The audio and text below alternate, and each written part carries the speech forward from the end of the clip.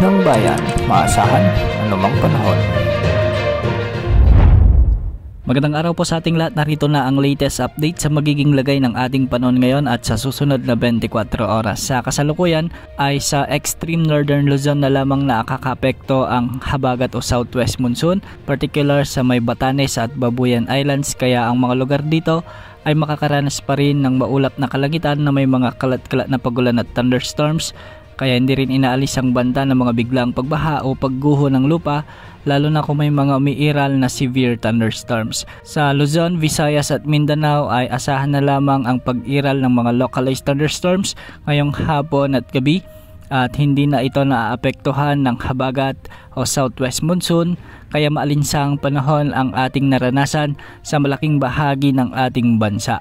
Sa Luzon ngayong gabi ay makakaranas ng maulap na kalangitan ang malaking bahagi ng Cordillera Administrative Region. May mga kalat-kalat na kaulapan din sa may Central Luzon, sa may Mindoro Provinces at Palawan. Sa Bicol Region may mga kaulapan din sa bahagi ng Catanduanes at Albay. Samantalang sa Visayas may mga localized thunderstorms naman tayong nakikita sa may Panay Island, western portion ng Negros Island Region, sa may Romblon, Masbate at sa hilagang bahagi ng Eastern Visayas. Sa Mindanao, may mga kalat-kalat na pagulan din dulot ng localized thunderstorms sa may Zamboanga Peninsula, sa may Bangsamoro Region at sa ilang bahagi ng Soc-Sargen at Northern Mindanao.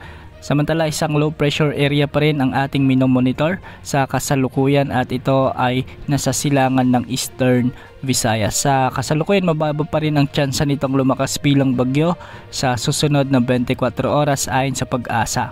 Kung pagbabasehan naman natin ang ating mga ginagamit na global wind models, ay magkakaiba naman ang senaryong ipinapakita ng mga ito. Ayon sa ECMWF wind model, ay lalapit lang ito ng bagya sa bahagi ng Northern Luzon, tapos malulusaw na ito o kikilos ng hilagang silangan. Base naman sa icon ng Korean model ay lalakas ito bilang isang tropical depression at posibleng maglandfall sa may extreme Northern Luzon, lalo na sa may Isabela o di naman ay Cagayan area, at tatawirin ng mga lalawigan ng Kalinga o Apayao at lalabas sa Ilocos Sur.